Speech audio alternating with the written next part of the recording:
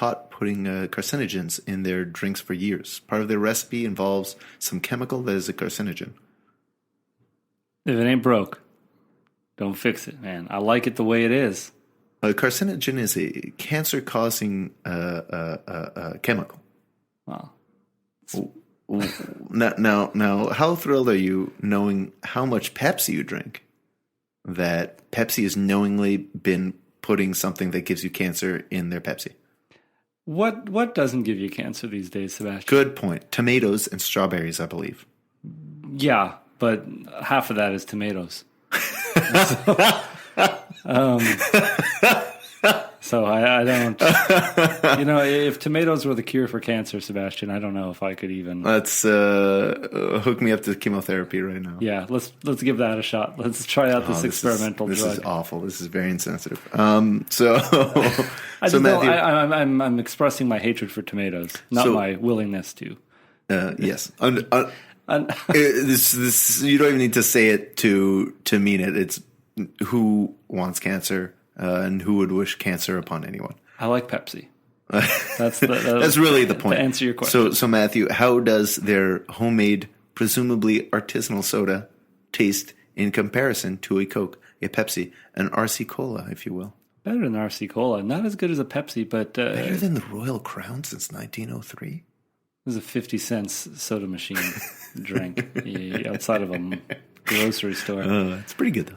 Very sweet. It's all right. I hate going to a party when you go to like a barbecue and there's a bunch of people, so they're going to buy soda and keep them in a cooler. So and they it's get like, a there's bunch. soda in the cooler, and you go in and it's RC. I don't mind. Oh, I'll grab this Coke. No, it's a red RC can. I'll grab this Pepsi. No, it's a blue RC can. You got the red. The red is a President's Choice. President's Choice, yes. And the blue is an RC Cola.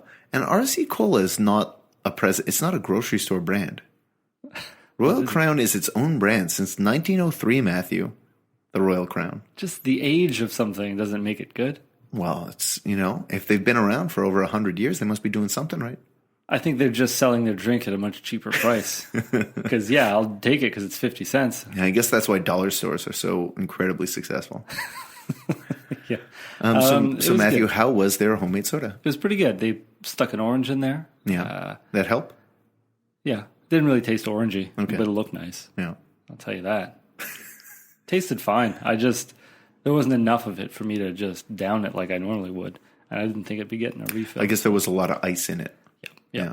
And I didn't know. I assumed that would mean that the drink was cheaper because they were making it in-house. I didn't have to pay for the... How much was it? I didn't check, and I threw away the receipt. Shoot. Okay. I was going to try and do some math right now, but I don't know how much your burger was. I don't remember. We split stuff. We ordered extra sauces. Yeah. No, the sauces were free, though. Oh. I noticed that on the bill. Oh, nice.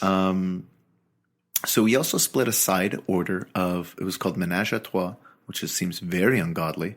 But it was French fries, onion rings, and they called them skins. They're basically potato skins, but not the potato skins you're thinking of. No. They're like halfway between a potato skin and a potato chip.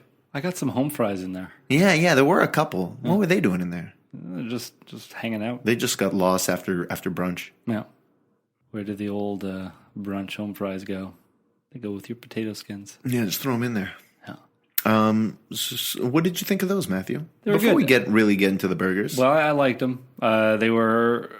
At first, I really liked the sauce on them, but then I found after we ate a few, they got real saucy, and I wasn't having it anymore. Oh, yeah, there was like a ketchup, spicy mayonnaise, and a avocado mayonnaise. Yeah. I want to say sploosh, but no, it's drizzled. Yeah. Drizzled across the top Drenched. of them. Some of them were drenched. Yeah, some of them just got the full force of the drizzle. The full mayo experience. Yeah, and you know what? I think it was... I like them. I like the sauce combination. It was kind of disappointing once we got past all the saucy ones to have non-saucy ones, but I still want to try them as is. Yeah. My favorite part of the whole experience of those three was the onion rings and the tandoori mayonnaise. It really flashed me back to Dad's Bagels. And I hadn't been to Dad's Bagels that many times. Like, I'm speaking very highly of it, but I didn't grow up in NDG or anything. I had a friend who lived in the area. But it really, maybe it was also because I was sort of prompted to think about Dad's Bagels because I realized where we were. But that onion ring dipped in the tandoori mayonnaise really brought me back. They really captured a dad's bagel flavor in my mind, in my memory, in my heart. Huh. To me, it just reminded me of every Indian restaurant I've ever opened my mouth in. Are there some that you just went in with your lips pursed and went, mm-mm? Yes, for sure. I don't like Indian food. Really? Yeah. What have you tried? Well, I'll eat some Indian food. I never want to go for Indian food, and I'm always really picky when I actually go to a place and I got to pick stuff out. Butter chicken, I think, is my go-to. Hold the butter. Just give me some chicken. Just give me some cubes of chicken, please. No sauce. Please don't marinate them. Yeah. I don't want any herbs or spices to go because it's spicy in here. There's too many spices in the air here. Yeah, but that little sauce, it reminded me of everything I've known about Indian food. That makes sense. While we were there, Matthew, I was saying how much I enjoyed the music. I was bouncing around to a couple tunes. Yeah, I'm like, oh, this one, I really like this song. And then that period of me enjoying the music came to an abrupt end. You're so harsh. Am I? No, I don't know. Because a Lenny Kravitz song came on.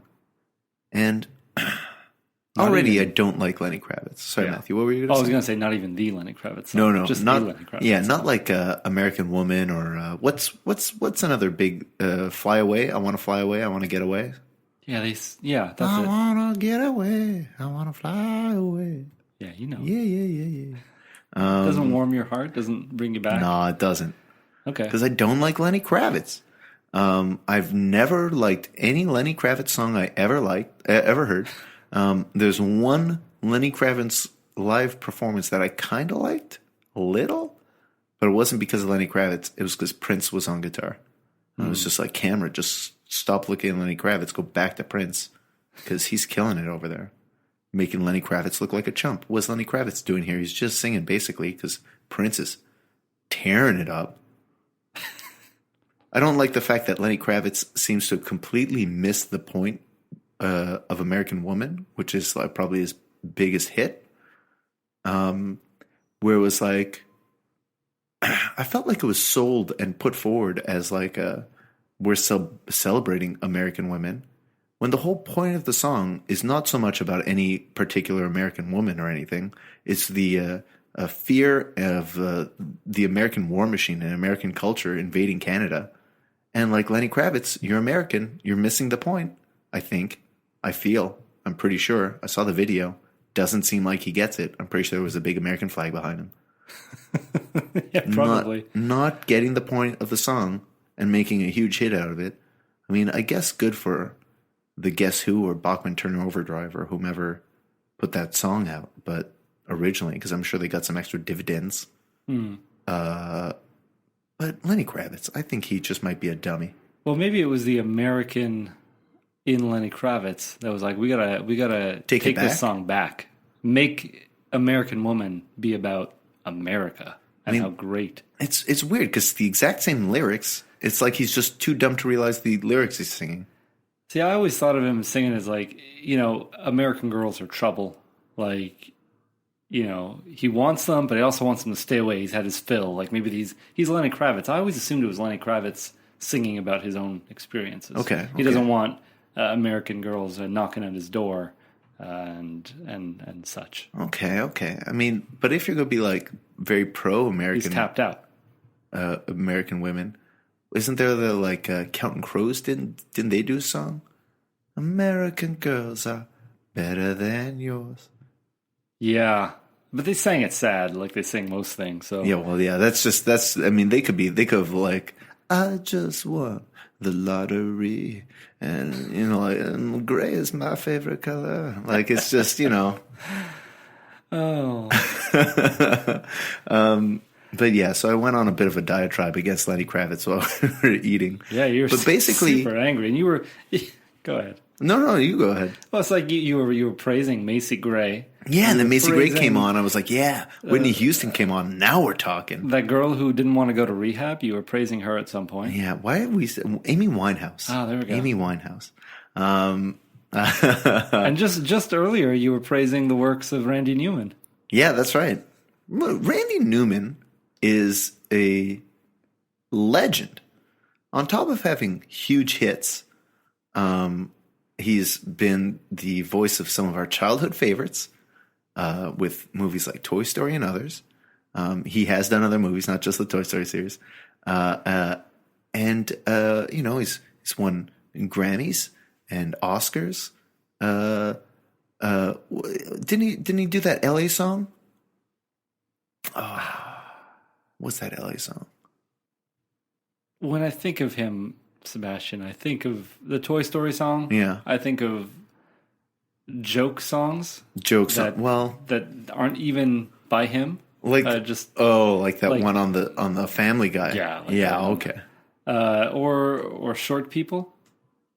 Do you understand the point of short people? All I know, short people. People got no reason. Oh yeah. Short people got no reason to live. Short people got no reason to live. They got little arms, little eyes, little mouths that tell great big lies. Don't want no short people around here. And that was a real song. That's a real song. But the point of that song is that how absurd is this to have any prejudices on such a silly detail like this? You yourself saw a short person today and pointed that person out to me like it was just a wonder. And I couldn't even see them. They were on the other side of the street. They were passing behind very cars. Short. Yeah, they were a very short person. Yeah. And I'm always kind of fascinated by very, very short people. Do you believe that they have no reason to live? And that they go around telling I'm big sure lies? they can. Aside from fascinating me and delighting me in a wonderful way, I'm sure they've given the world many wonderful things. I mean, that's why they were put on this earth to give. Joy. For wonder. Of what else can this world throw at us? But no, I'm sure there are genius scientists who are short people and government agents and all. I mean, they're people just like everyone else, so they could perform a lot of regular tasks with famous actors. Think of Game of Thrones or Mickey and Seinfeld. There's all kinds of things they can give to our world. Little Man. Yeah. That was a movie. There was a movie called Little Man? Yeah. What was it about? The little guy. Thank you. Well, I don't really recall. Little Man was it Chris Tucker? I don't know. The poster was maybe Chris Tucker with like a little guy in like a baby harness around him. Oh, weird. I don't know. Mini-Me? See, like Mini-Me seems a little exploitative. Oh, well, so is Little Man then. Okay, so if we're talking people that aren't exploited, then like Peter Dinklage is Game of Thrones guy. But yeah, we got, they're pretty, they can do everything that the tallies can. Except reach high things. Yeah, they can't do that. But the big people can't curl up into little cat beds and stuff and do cute things. I wish you didn't say cat beds. Why not? Because that seems to reduce them a little bit. Okay, well, when you're a child, and you just love getting into little areas, into closets, crawling inside the dryer, crawling inside the... I feel like the only time I ever crawled inside a dryer was a very misguided attempt during hide and seek. Because I think once I was in the dryer... Oh, you can't get out. No, you can't get out. Well, you can. You just give the door a good shove. Oh. There's no little handle, latch? There's no. My current dryer has no latch. It's just a pull open, push shut. But I think someone heard me breathing in there or something and just turned it on. Just turned it on. Oh, they did turn it on. Yeah. But it didn't take long because once I flip once, I just sort of smack my left hand out and open the door and it stops. and I'd tumble out. There you go. So maybe not a great place for kids, but do you think you ever grow out of wanting to go into small places, or do you just grow up and can't fit in those small places? I guess I have a little mild claustrophobia.